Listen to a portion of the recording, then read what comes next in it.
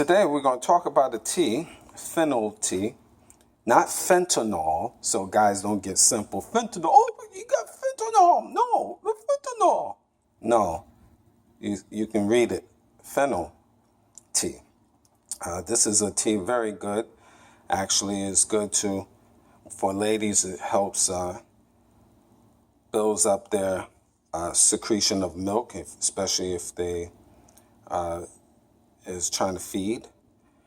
For men and women, it's good for their digestion as well. Helps as an antioxidant, so that is something that is very good to take.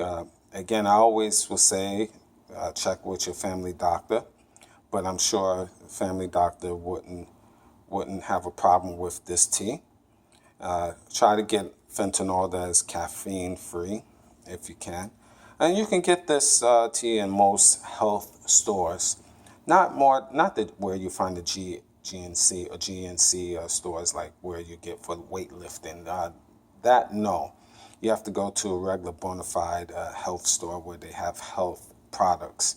So this is something that you want to look into. You can always Google it. I will always, you should have this in your storage as far as tea is concerned. It's very good. Check it out and pass the word. Like and subscribe to the channel. Take care.